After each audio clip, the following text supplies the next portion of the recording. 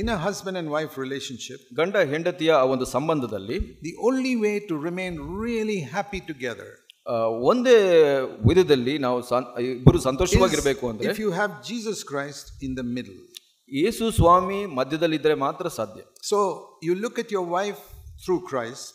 ನೀವು ನಿಮ್ಮ ಹೆಂಡತಿಯನ್ನು ನೋಡುವಾಗ ಕ್ರಿಸ್ತನ ಮುಖಾಂತರ ನೋಡಿ. You look at your husband through Christ. ನಿಮ್ಮ ಗಂಡನನ್ನು ನೋಡುವಾಗ ನೀವು ಕ್ರಿಸ್ತನ ಮುಖಾಂತರ ನೋಡಿ. In other words, ಬೇರೆ ತರದಲ್ಲಿ it's like always having Jesus there between you. ಯಾವಾಗಲೂ ನಿಮ್ಮ ಮಧ್ಯದಲ್ಲಿ ಯೇಸು ಸ್ವಾಮಿ ಇರಬೇಕು. That I always tell husband and wife like this.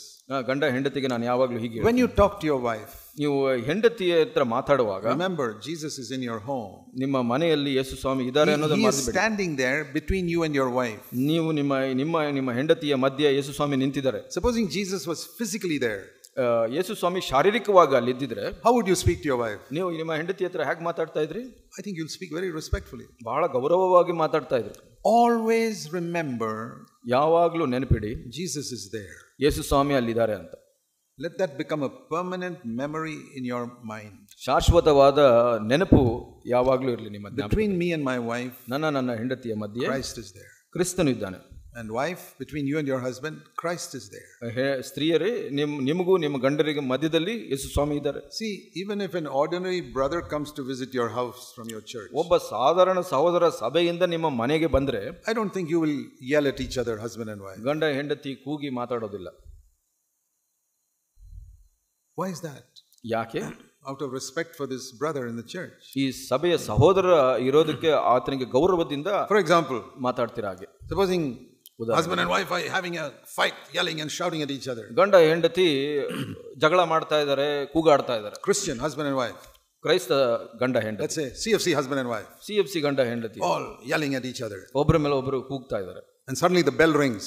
ಅಲ್ಲಿ ಒಂದು ಬಾಗಿಲು ತಟ್ಟುತ್ತೆ ಅಥವಾ ಗಂಟೆ ಬಾರಿಸುತ್ತೆ. Somebody has come to the door. ಯಾರೋ ಬಾಗಿಲ ಹತ್ರ ಬಂದಿದ್ದಾರೆ. The fight has stopped. ಎಲ್ಲ ಜಗಳ ನಿಂತೋಗುತ್ತೆ. And one brother comes in. ಒಬ್ಬ ಸಹೋದರ ಬರ್ತಾನೆ. And the husband and wife are now nicely talking to each other. ಗಂಡ ಹೆಂಡತಿ ಬಹಳ ಚೆನ್ನಾಗಿ ಮಾತಾಡ್ತಾರೆ. Then that brother goes away. ಆ ಸಹೋದರ ಹೋಗ್ಬಿಡ್ತಾನೆ. Then the second round starts of the fight. Second round fight start ಆಗುತ್ತೆ. Why? ಯಾಕೆ? Because now only Jesus is here. ಇವಾಗ ಯೇಸು ಸ್ವಾಮಿ ಮಾತ್ರ ಇದ್ದಾರೆ ಮನೆಯಲ್ಲಿ. Who cares for Jesus? ಯೇಸು ಸ್ವಾಮಿ ಬಗ್ಗೆ ಯಾರು ಚಿಂತೆ Till now this brother was here. ಆ ಸಹೋದರ ಇದ್ದ ಇಷ್ಟೊತ್ತು. Oh, the elder brother was here. ಆ ಹಿರಿಯ ಸಹೋದರ ಬಂದಿದ್ದ. Then I must speak respectfully. ನಾನು ಬಹಳ ಜಾಗೃತಿಯಿಂದ ಮಾತಾಡಬೇಕು. ಅವನು ಹೋಗ್ಬಿಟ್ಟಿದ್ದಾನೆ. Now only Jesus is in the house and who cares for him? ಇವಾಗ ಯೇಸು ಸ್ವಾಮಿ ಮಾತ್ರ ಇದ್ದಾರೆ, ಆತನ ಬಗ್ಗೆ ಯಾರು ಚಿಂತೆ ಮಾಡ್ತಾರೆ? Tell me, is it true or not? ಇದು ಸತ್ಯನಾ ಇಲ್ವಾ ನೀವು ಹೇಳಿ. We can put on the wall, Jesus is the head of this house. ಯೇಸು ಸ್ವಾಮಿ ಈ ಮನೆಯ ಶಿರಸ್ಸು ಅಂತ ಹಾಕಬಹುದು. He is not. ಆತ ಅಲ್ಲ. It's all imagination. ಅದು ಎಲ್ಲ ನಮ್ಮ ಅನಿಸುವಿಕೆ ಅಷ್ಟೇ. The devil there most of the time and not Jesus Christ. ಸೈತಾನ ಯಾವಾಗಲೂ ಇರ್ತಾನೆ, ಯೇಸು ಸ್ವಾಮಿ. Brothers and sisters, we must change that. ಅದನ್ನ ನಾವು ಸಹೋದರ ಸಹೋದರಿಯರೇ ಬದಲಾಯಿಸಬೇಕು. The Lord wants to be with us always till the end of the world. ಯೇಸು ನಮ್ಮ ಕರ್ತನು ಕಡೆಯವರೆಗೂ ನಮ್ಮ ಜೊತೆ ಇರಲಿಕ್ಕೆ ಬಯಸ್ತಾನೆ. See Matthew 28 verse 20. ಮತ್ತ 28 ಕಡೆಯ ವಚನವನ್ನು ನೋಡ್ರಿ. Lo, I am with you always, even to the end of the age. Matthew 28 verse 20, the last sentence. ಕಡೆಯ ವಚನ, ನಾನು ಯುಗದ ಸಮಾಪ್ತಿಯವರೆಗೂ ಎಲ್ಲಾ ದಿವಸ ನಿಮ್ಮ ಸಂಗಡ ಇರುತ್ತೇನೆ. I want to be with you all the time. ನಾನು ಯಾವಾಗಲೂ ನಿಮ್ಮ ಜೊತೆ ಇರಲಿಕ್ಕೆ ಬಯಸುತ್ತೇನೆ. That was not possible in the Old Testament. ಹಳೆ ಒಡಂಬಡಿಕೆಯಲ್ಲಿ ಅದು ಸಾಧ್ಯ. Old Testament they can fight with each other because Jesus is not there, Holy Spirit is not there. ಹಳೆ ಒಡಂಬಡಿಕೆಯಲ್ಲಿ ಅದು ಸಾಧ್ಯ ಇರಲಿಲ್ಲ, ಯಾಕೆಂದ್ರೆ ಯೇಸು ಸ್ವಾಮಿ ಇರಲಿಲ್ಲ, ಪವಿತ್ರಾತ್ಮನು ಇರಲಿಲ್ಲ. ಆದ್ರೆ ಇವಾಗ Jesus, the Holy Spirit are there. ಯೇಸು ಸ್ವಾಮಿ ಪವಿತ್ರಾತ್ಮನು ಅಲ್ಲಿ ಇರ್ತಾರೆ. Ask God to make this real to you in your home. ನಿಮ್ಮ ಕುಟುಂಬ ಜೀವಿತದಲ್ಲಿ ಇದು ನಿಜವಾಗೋ ಹಾಗೆ ಮಾಡಲಿಕ್ಕೆ ಕರ್ತನಲ್ಲಿ ಕೇಳ್ಕೊಳ್ಳಿ. And always put Jesus first. ಮೊದಲು your wife second. ಎಲ್ಲ ವಿಷಯದಲ್ಲೂ ಯೇಸು ಸ್ವಾಮಿಯು ಮೊದಲಿರಲಿ, ನಂತರ ಹೆಂಡತಿ. Your Jesus first and your husband second. ನಿಮ್ಮ ಹೆಂಡತಿಯ ಜೀವಿತದಲ್ಲಿ ಯೇಸು ಸ್ವಾಮಿ ಮೊದಲು, ಗಂಡ ಎರಡನೇ. Sometimes people ask me this. ಕೆಲವು ಸಲ ಕೆಲವರು ಕೇಳ್ತಾರೆ, brother, if my husband is not converted and he asks me to tell a lie. ನನ್ನ ಗಂಡನು ಪರಿವರ್ತನೆ ಆಗಿಲ್ಲ, ಆತನು ಸುಳ್ಳು ಹೇಳಿಕ್ಕೆ ಸುಳ್ಳು ಹೇಳು ಅಂತ ಹೇಳಿದ್ರೆ ಏನ್ ಮಾಡ್ಲಿ ನಾನು? What should I do? ನಾನು ಏನ್ ಮಾಡ್ಲಿ? You should say, my dear husband, I love you very much. ಗಂಡನೇ, ನಾನು ನಿನಗೆ ಪ್ರೀತಿಸ್ತೀನಿ. I don't want to disobey you. ನಾನು ನಿನಗೆ ಅವಿಧೇಯಳಾಗಿ ಇಷ್ಟ ಇಲ್ಲ. But Jesus Christ is Lord and he is above both of us. So Yesu ಸ್ವಾಮಿ ನಮ್ಮ ಕರ್ತನಾಗಿದ್ದಾನೆ, ನಮಗಿಂತ ಉತ್ತಮನು ಅವನು. He says, don't tell lies. ಯೇಸು ಸ್ವಾಮಿ ಹೇಳಿದರೆ ನಾನು ಸುಳ್ಳು ಹೇಳಬಾರದು. So I'm sorry, I cannot obey you. ಕ್ಷಮಿಸು, ನಿನಗೆ ವಿಧೇಯನಾಗುವುದಿಲ್ಲ. I cannot tell a lie. ಯಾಕೆಂದ್ರೆ ನಾನು ಸುಳ್ಳು ಹೇಳೋದಿಲ್ಲ. Why do you say that? ಯಾಕೆ ಹೇಳ್ತೀರಾ ಅದನ್ನು? Because Christ is first in your life and not your husband. ಯಾಕೆಂದ್ರೆ ಕ್ರಿಸ್ತನು ನಿಮ್ಮ ಜೀವಿತದಲ್ಲಿ ಮುಖ್ಯನಾದವನು, So ನಿಮ್ಮ when ಗಂಡ you ಅಲ್ಲ. put Christ first, ಕ್ರಿಸ್ತನು ಮೊದಲನೇದಾಗಿದೆ, he will be between you. ಆತನು ನಿಮ್ಮ ಮಧ್ಯದಲ್ಲಿ ಇರ್ತಾನೆ. And then he will hold you together like that. ಆತನು ನಿಮ್ಮನ್ನ ಒಟ್ಟಾಗಿ ಹಿಡ್ಕೊಳ್ತಾನೆ. I saw an advertisement once for this glue called Araldite. Araldite ಅನ್ನೋ ಒಂದು ಅಂಟುಗೆ ಒಂದು ಜಾಹೀರಾತು. There's a glue that people use for sticking metals and so many things called Araldite. Araldite ಅನ್ನೋ ಒಂದು ಕೆಲ ವಸ್ತುಗಳು ಮುರಿದ್ರೆ ಅಂಟಿಸ್ಲಿಕ್ಕೆ ಉಪಯೋಗಿಸ್ತಾರೆ. I saw a picture of that. ಅದರ ಒಂದು ಚಿತ್ರ ನೋಡಿದೆ. Of two things stuck with Araldite. Araldite ಇಂದ ಎರಡು ವಸ್ತುಗಳನ್ನ ಅಂಟಿಸಿದ್ರು. Two elephants are trying to pull both. ಎರಡು ಆನೆಗಳು ಅದನ್ನ ಕೀಳಲಿಕ್ಕೆ ಪ್ರಯತ್ನ ಮಾಡ್ತಾ ಇದ್ದಾರೆ. It cannot separate it. ಅದು ಆನೆಗಳು ಅದನ್ನ ಬೇರ್ಪಡಿಸಲು ಸಾಧ್ಯ. Araldite is so strong, two elephants pull it, it will not separate. ಅದರ ಅರ್ಥ ಏನಂದ್ರೆ ಜಾಹೀರಾತಿನ ಅರ್ಥ ಆನೆಗಳು ಎಳೆದ್ರು ಅರಲ್ಡೇಟ್ ಬಹಳ ಬಲವಾಗಿದೆ, ಅದು ಹಿಡ್ಕೊಳ್ಳುತ್ತೆ ಅಂತ. I thought, what a beautiful picture of Jesus Christ being in the middle of a husband and wife. ಅದು ಎಂತ ಒಳ್ಳೆ ಚಿತ್ರಣ, ಯೇಸು ಸ್ವಾಮಿ ಗಂಡ ಹೆಂಡತಿಗೆ ಮಧ್ಯೆ ಇರುವಂತದ್ದು. And father-in-law, mother-in-law pulling this side, father-in-law, mother-in-law pulling this side. ಅತ್ತೆ ಮಾವ ಈ ಕಡೆ ಎಳಿತಾ ಇರ್ತಾರೆ, ಇನ್ನೊಂದು ಅತ್ತೆ ಮಾವ ಈ ಕಡೆ ಎಳಿತಾ ಇರ್ತಾರೆ. You know how much mother-in-laws and father-in-laws try to separate husband and wife. ಅತ್ತೆ ಮಾವಂದಿರು ಗಂಡ ಹೆಂಡತಿ ಬೇರೆ ಆಗ್ಬೇಕು ಅಂತ ಎಷ್ಟು ಕಷ್ಟ ಪಡ್ತಾರೆ. Especially mother-in-law. ಅತ್ತೆಯಂದಿರು they try to pull. ಬಹಳಷ್ಟು ವಿಷಯಗಳಲ್ಲಿ ಅವರು ಎಳಿಲಿಕ್ಕೆ ಪ್ರಯತ್ನ. Christ is in the middle. Even if they are as strong as an elephant, your mother-in-law will not be able to pull you away. ಯೇಸು ಸ್ವಾಮಿ ಮಧ್ಯದಲ್ಲಿ ಇದ್ರೆ ಆನೆಗಿಂತ ಬಲಶಾಲಿಯಾಗಿದ್ರು ಅವ್ರು ಎಳಿಲಿಕ್ಕೆ ಸಾಧ್ಯ. Some mothers-in-law are very strong. ಕೆಲವು ಅತ್ತೆಯಂದಿರು ಬಹಳ ಬಲವಾಗಿರ್ತಾರೆ, almost like elephants. ಆನೆಯ ತರ. But they can't pull. ಅವರು ಎಳಿಲಿಕ್ಕೆ ಸಾಧ್ಯ. If Christ is in the middle, ಯೇಸು ಸ್ವಾಮಿ ಕ್ರಿಸ್ತನ ಮಧ್ಯದಲ್ಲಿ, that is the secret of a happy life. ಆ ಒಂದು ಮದುವೆಯ ಒಳ್ಳೆಯ ಸಂತೋಷದ ಮದುವೆ ಜೀವಿತಕ್ಕೆ ಒಂದು ರಹಸ್ಯ ಇದು. Then you can bring up your children in a godly way. ನಂತರ ನಿಮ್ಮ ಮಕ್ಕಳನ್ನ ದೇವರ ಭಕ್ತಿಯಲ್ಲಿ ಬೆಳೆಸಬಹುದು. Why did God make you both one? ನೀವು ಇಬ್ಬರು ಒಂದು ಮಾಡಿದ್ರು ಯಾಕೆ ದೇವರು? See Malachi and chapter 3. Chapter 2. Malachi 2ನೇ ಅಧ್ಯಾಯ ನೋಡಿ. Here's another title given to a wife. ಹೆಂಡತಿಗೆ ಇಲ್ಲಿ ಒಂದು a name, ಒಂದು ಹೆಸರನ್ನ ಕೊಡಲ್ಪಟ್ಟಿದೆ. He's called in verse 14 the wife of your youth. ನೀವು ನಿಮ್ಮ chapter 2 verse 14. 2ನೇ ಅಧ್ಯಾಯ 14ನೇ ವಚನದಲ್ಲಿ ನಿನ್ನ ಯೌವನದ ಹೆಂಡತಿಯು ಅಂತ ಹೇಳಿ. What does that mean? ಅದರ ಅರ್ಥ ಏನು? That means even though my wife and I, we are all in our 70s. ನಾನು ನನ್ನ ಹೆಂಡತಿ 70 ವರ್ಷಗಳ ಪ್ರಾಯದಲ್ಲಿದ್ದೀವಿ. I must look at my wife as if she's 21 years old. ನಾನು ಹೇಗೆ ನೋಡಬೇಕು ಅಂದ್ರೆ ನನ್ನ ಹೆಂಡತಿ 21 ವರ್ಷದವಳು ಹಾಗೆ ನೋಡಬೇಕು. See, I saw my wife first when she was 21 years old. ನಾನು ನನ್ನ ಹೆಂಡತಿಯನ್ನ ಮೊದಲು ನೋಡಿದ್ದು 21 ವರ್ಷದಲ್ಲಿ. I must look at her now like she's 21 years old. ಆಕೆಯನ್ನ ಇವತ್ತು ನೋಡುವಾಗ ಕೂಡ 21 ವರ್ಷದವಳು ಹಾಗೆ ನೋಡಬೇಕು ಅಂತ. Not like she's in her 70s. ಆಕೆ 70 ವರ್ಷದವಳು ಆಗಿರೋ ಹಾಗೆ ನೋಡಬಾರ್ದು. That is the wife of your youth.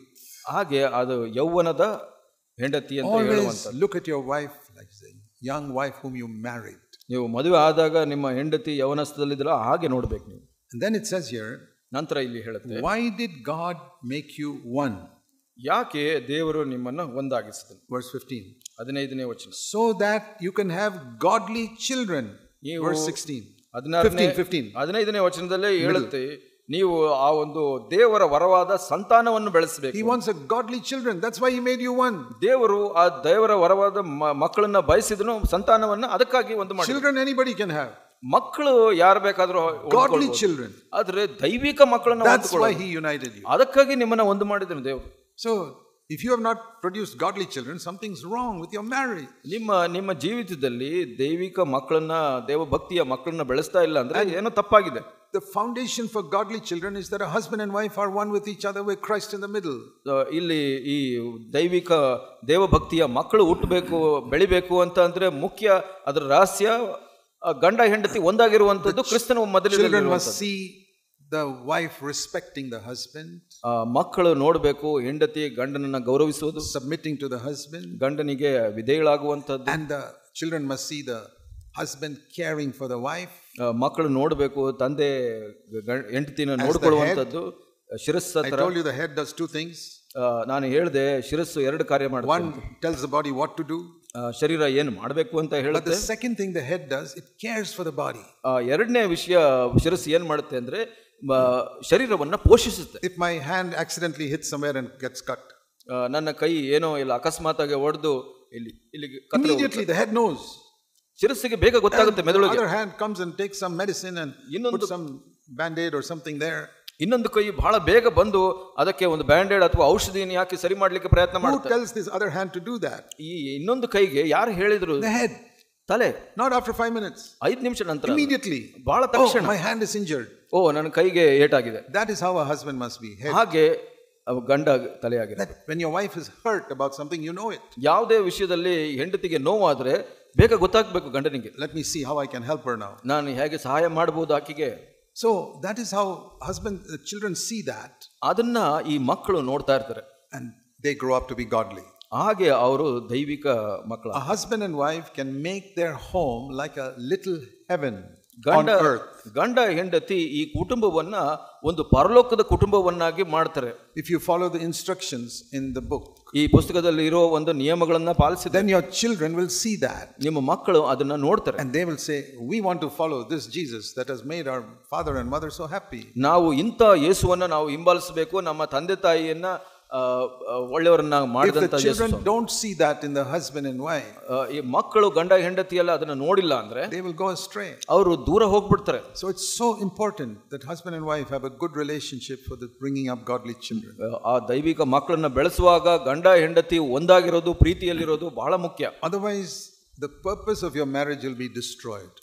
ಇಲ್ಲ ಅಂದ್ರೆ ನೀವು ನಿಜವಾಗಿ ಮದುವೆ ಆಗಿದ್ದ ಕಾರಣ ನಾಶವಾಗ್ಬಿಡುತ್ತೆ. God has taught me and my wife some amazing truths of the new covenant from the Bible. ದೇವರ ವಾಕ್ಯದಿಂದ ನನಗೂ ನನ್ನ ಹೆಂಡತಿಗೂ ಬಹಳ ಅದ್ಭುತವಾದ ಸತ್ಯಗಳನ್ನು ಕಲಿಸಿದ್ದಾರೆ. We were young. I was 35 when I understood all that. ನನಗೆ 35 ವರ್ಷ ನಾನು ಇದೆಲ್ಲ ಕಲ್ತ್ಕೊಂಡಾಗ, ಅರ್ಥ ಮಾಡ್ಕೊಂಡಾಗ. My youngest son was not even born at that time. ನನ್ನ ಕಡೆಯ ಮಗ ಅವಾಗ ಹುಟ್ಟಿರಲಿಲ್ಲ. But we said as we grew up that the next generation must also preach these same truths. ನಮಗೆ ಮುಂದಿನ ಜನಾಂಗ ಕೂಡ ಈ ಸತ್ಯಗಳನ್ನ ಪ್ರಚಾರ ಮಾಡಬೇಕು ಅನ್ನೋ ಆಶೆ ಇತ್ತು. What happens when my wife and I die? I've got to be with the Lord. ನಾನು ನನ್ನ ಹೆಂಡತಿ ಸತ್ತು ಕರ್ತನ ಬಳಿ ಹೋದ್ರ ಮೇಲೆ ಏನಾಗುತ್ತೆ? We have not produced another generation to carry on the same truths. ಈ ಸತ್ಯಗಳನ್ನ ಮುಂದೆ ನಡೆಸಲಿಕ್ಕೆ ಇನ್ನೊಂದು ಜನಾಂಗನ ನಾವು ಉತ್ಪತ್ತಿ ಮಾಡಿಲ್ಲ ಅಂತ we have failed. ಹಾಗೇನಾದ್ರು ಆದ್ರೆ ನಾವು ಸೋತ್ಬಿಟ್ವಿ. In our generation and that's it. ನಾವು ನಮ್ಮ ಜನಾಂಗದಲ್ಲಿ ಮಾಡಿಬಿಟ್ವಿ, ಅದು ಮುಗಿದೋಗ್ಬಿಡ್ತು. In the Old Testament it was like that. ಹಳೆ ಒಡಂಬಡಿಕೆಯಲ್ಲಿ ಹಾಗಿತ್ತು. See, you read in Acts chapter 13. ಇಲ್ಲಿ ಅಪೊಸ್ತಲರ ಕೃತ್ಯ 13ರಲ್ಲಿ ನಾವು ನೋಡ್ತೇವೆ. Acts chapter 13 ಅಪೊಸ್ತಲರ ಕೃತ್ಯ 13 and verse 36. 36ನೇ ವಚನ. Acts 13:36. 36ನೇ ವಚನದಲ್ಲಿ David served his own generation and then he died. ದಾವೀದನಾದರೂ ತನ್ನ ಸಕಾಲದವರಿಗೆ ಸೇವೆ ಮಾಡಿ ದೈವ ಸಂಕಲ್ಪದಲ್ಲಿ ನಿದ್ದೆ ಹೋದ. ಆತನು ಸತ್ತನು. And his son Solomon just went astray and went after idols. ಸಾಲೊಮೋನನು ವಿಗ್ರಹಾರಾಧನೆ ಮಾಡಿಕೊಂಡು ದೂರ ಹೋದ. And he married 300 wives. 300 ಹೆಂಡತಿಯರನ್ನ ಮದುವೆ ಆಗಿಬಿಟ್ನು. What David learned to serve God in his own generation, he did not produce in his children. So ದಾವೀದನು ಏನು ಕಲ್ತುಕೊಂಡೋ ತನ್ನ ಜೀವಿತದಲ್ಲಿ ತನ್ನ ಮಕ್ಕಳಲ್ಲಿ ಕಲಿಸಲಿಲ್ಲ. Paul, ಆದರೆ ಪೌಲನು, he says, ಪೌಲನು ಹೇಳ್ತಾನೆ in 2 Timothy 2 ತಿಮೋಥಿ 2ನೇ ಅಧ್ಯಾಯದಲ್ಲಿ and verse 2, 2ನೇ ವಚನ, he says to Timothy, ತಿಮೋಥಿಗೆ ಹೀಗೆ, what you have heard from me, ನನ್ನಿಂದ ಕೇಳಿದ entrust to other faithful men who will be able to teach other faithful men. ಬೋಧಿಸಿದ ಶಕ್ತರಾದ ನಂಬಿಗಸ್ತ ಮನುಷ್ಯರಿಗೆ ಒಪ್ಪಿಸಿಕೊಡು, ಅವರು ಇನ್ನೊಬ್ಬರಿಗೆ. So Timothy, you are second generation. Timothy, ನೀನು 2ನೇ ಜನಾಂಗ. You are going to preach what I preach. ನಾನು ಹೇಳಿದ್ದೇನೆ, ನೀನು ಉಪದೇಶ ಮಾಡ್ತೀಯ. But you must teach a third generation. ಅವರು 3ನೇ ಜನಾಂಗಕ್ಕೆ ಹೇಳ್ಕೊಡಬೇಕು. They must teach a fourth generation. ಅವರು 4ನೇ ಜನಾಂಗಕ್ಕೆ ಹೇಳ್ಕೊಡಬೇಕು. So Paul didn't die and say, okay, my children will be like Solomon, they'll all go astray. ಪೌಲನು ನಾನು ಸತ್ತೋಗ್ಬಿಡ್ತೀನಿ, ಎಲ್ಲ ಸೊಲೊಮನ್ ತರ ಹೋಗ್ಬಿಡ್ತಾರೆ ಅಂತ ಅನ್ಕೊಂಡಿಲ್ಲ. So we have a responsibility to produce another generation who are gripped by these same truths. ಈ ಸತ್ಯಗಳನ್ನು ಹಿಡಿದು ಜೀವಿಸುವಂತ ಇನ್ನೊಂದು ಜನಾಂಗವನ್ನ ನಾವು ಮುಂದೆ ನಡೆಸುವಂತ ಜವಾಬ್ದಾರಿ ನಮಗಿದೆ. For that you must teach your children the value of the church from the time they are 2 years old. ನಾವು ನಮ್ಮ ಮಕ್ಕಳು 2 ವರ್ಷ ಇರುವಾಗಲಿಂದ ಈ ಸತ್ಯಗಳನ್ನ ಅವರಿಗೆ ಕಲಿಸಬೇಕು. And by your life at home, ನಿಮ್ಮ ಜೀವಿತ ಮನೆಯ ಕುಟುಂಬ ಜೀವಿತದಲ್ಲಿ quality of fellowship they see. ಅವರು ಆ ಒಂದು ಒಳ್ಳೆಯ ಅನ್ಯೋನ್ಯತೆಯನ್ನು ನೋಡುವಂತ. See, when CFC began for 6 years, it was meeting in our house. 6 ವರ್ಷಗಳ ಕಾಲ CFC ಪ್ರಾರಂಭವಾದಾಗ ನಮ್ಮ ಮನೆಯಲ್ಲಿ ಕೂಡಿ ಬರ್ತಾರೆ. And our children were small. ನಮ್ಮ ಮಕ್ಕಳು ಚಿಕ್ಕವರಾಗಿದ್ರು. My oldest son was about 6 years old. ನಮ್ಮ ಹಿರಿಯ ಮಗನು ಒಂದು 6 ವರ್ಷದವನಾಗಿದ್ದನು. And the others were 2 and 6 months. 2 ವರ್ಷ 6 ತಿಂಗಳು ಹಾಗೆ. The fourth one is not even born. 4ನೇವನು ಹುಟ್ಟಿರಲಿಲ್ಲ. As the church developed in our house, ಹಾಗೆ ನಮ್ಮ ಮನೆಯಲ್ಲಿ ಆ ಸಭೆ ಬೆಳೆದ ಹಾಗೆ my little children began to participate in it. ನಮ್ಮ ಚಿಕ್ಕ ಮಕ್ಕಳು ಅದರಲ್ಲಿ ಭಾಗಿಯಾಗಿದ್ರು. Not by sharing the word of God, ದೇವರ ವಾಕ್ಯ ಹಂಚಿಕೊಳ್ಳೋ ವಿಷಯ ಅಲ್ಲ, arranging the chairs, ಕುರ್ಚಿಗಳನ್ನು ಸರಿ ಮಾಡೋದು, folding up the chairs after the meeting, putting it away, ಊಟ ಮುಗಿದ ನಂತರ ಆ ಕುರ್ಚಿಗಳನ್ನೆಲ್ಲ ಸರಿಯಾಗಿ ಸೇರಿಸೋದು, and helping mother to clean up the place after the meeting. ಊಟ ಮುಗಿದ ನಂತರ ತಾಯಿಗೆ ಸಹಾಯ ಮಾಡೋದು, ಅದನ್ನೆಲ್ಲ ಸಿದ್ಧಪಡಿಸೋದು. They did little things and they were so happy to have the church in our house. ಅವರು ಬಹಳ ಸಂತೋಷ ಪಡ್ತಾ ಇದ್ರು ಸಭೆಯ ಕೂಟ ಮನೆಯಲ್ಲಿ ನಡೆದು. After 6 years when we built a building and we had to move there, more people came. 6 ವರ್ಷದ ನಂತರ ಹೆಚ್ಚು ಜನರು ಬಂದಾಗ ನಾವು ಬೇರೆ ಕಟ್ಟಡಕ್ಕೆ ಹೋಗುವಾಗ the saddest people were our children. They say, why are they going away? ಬಹಳ ದುಃಖಪಟ್ಟವರು ನಮ್ಮ ಮಕ್ಕಳು ಎಲ್ಲ ಇಲ್ಲಿಂದ ಹೋಗ್ಬಿಡ್ತಾ ಇದ್ದಾರೆ. They loved the church so much. ಅವರು ಸಭೆಯನ್ನ ಬಹಳವಾಗಿ ಪ್ರೀತಿಸಿದ್ರು. They grew up in the midst of the church and their best friends till today, their best friends are in the church. ಅವರು ಸಭೆಯಲ್ಲಿ ಹಾಗೆ ಬೆಳೆದ್ರಿಂದ ಅವರ ಒಳ್ಳೆಯ ಸ್ನೇಹಿತರು ಇವತ್ತು ಕೂಡ ಸಭೆಯಲ್ಲೇ ಇದ್ದಾರೆ. Bring up your children like that. ಹಾಗೆ ನಿಮ್ಮ ಮಕ್ಕಳನ್ನ ಬೆಳೆಸಿ. That their best friends are not in the school but in the church. ಅವರ ಒಳ್ಳೆಯ ಸ್ನೇಹಿತರು ಸ್ಕೂಲ್ನಲ್ಲ, ಸಭೆಯಲ್ಲಿ ಇರಬೇಕು. Not all those who are clever like them in the school. ಅವರು ಬುದ್ಧಿವಂತರೆಲ್ಲ ಶಾಲೆಯಲ್ಲಿ ಇರಬಹುದು. But those who love Jesus like them in the church. ಆದರೆ ಅವರು ಯೇಸು ಸ್ವಾಮಿಯನ್ನ ಪ್ರೀತಿಸುವಂತವರು ಸಭೆಯಲ್ಲಿ ಇರಬೇಕು. If you have these values, ಈ ಒಂದು ಮೌಲ್ಯಗಳು ನಿಮ್ಮಲ್ಲಿ ಇದ್ದರೆ, you can build a godly family. ನೀವು ಆ ದೈವಿಕ ಕುಟುಂಬವನ್ನ ಕಟ್ಟಬಹುದು. That one day when you stand before the Lord, ಒಂದು ದಿವಸ ನೀವು ಕರ್ತನ ಮುಂದೆ ನಿಂತಾಗ you'll be able to say these words in Hebrews chapter 2. ಇಬ್ರಿಯ 2ರಲ್ಲಿ ಹೇಳಿದ ಮಾತುಗಳನ್ನು ನೀವು look at these beautiful words. ಈ ಒಂದು ಸುಂದರ ಮಾತುಗಳನ್ನು one day when Jesus comes back, ಯೇಸು ಸ್ವಾಮಿ ಒಂದು ದಿವಸ ಬಂದಾಗ, and you stand before him, ಆತನ ಮುಂದೆ ನಿಂತಾಗ you should be able to say, Hebrews chapter 2 verse 13, ಇಬ್ರಿಯ 2:13ನೇ ವಚನ, last part, ಕಡೆಯ ಭಾಗ, Lord, ಇಗೋ here I am, ನಾನು ದೇವರೇ, and the children whom you gave me, ನೀನು ದಯಪಾಲಿಸಿದ ಮಕ್ಕಳು ಇದ್ದೇವೆ, not one of them has gone to hell, ಯಾರು ನರಕಕ್ಕೆ ಹೋಗಿಲ್ಲ.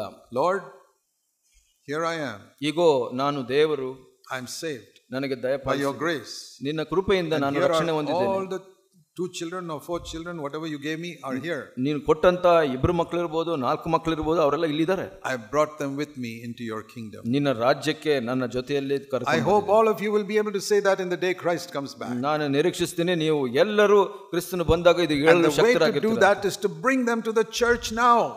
ಅದು ಮಾಡೋದಕ್ಕೆ ಮುಖ್ಯ ದಾರಿ ಏನಂದ್ರೆ ನೀವು ಇವತ್ತು ಸಭೆಯಲ್ಲಿ ಅವ್ರನ್ನ ಕರ್ಕೊಂಡು ಬರಬೇಕು. Don't let them be lazy. ಅವರು ಸೋಮಾರಿಯಾಗಿ don't have to come to every meeting. ಅವರು ಎಲ್ಲಾ ಕೂಟಕ್ಕೆ ಬರೋ ಅವಶ್ಯಕತೆ ಇಲ್ಲ. I used to tell my children, ನನ್ನ ಮಕ್ಕಳಿಗೆ ಹೇಳ್ತಾ ಇದ್ದೆ, one meeting in a week you must definitely come, even if you got examination. ನಿಮಗೆ ಎಕ್ಸಾಮ್ ಇದ್ರೂ ಕೂಡ ಒಂದು ಕೂಟಕ್ಕೆ ಬರಲೇಬೇಕು ಒಂದು ವಾರ. Sunday morning you come, ಭಾನುವಾರ ಬೆಳಗ್ಗೆ ನೀವು even if you got exam on Monday.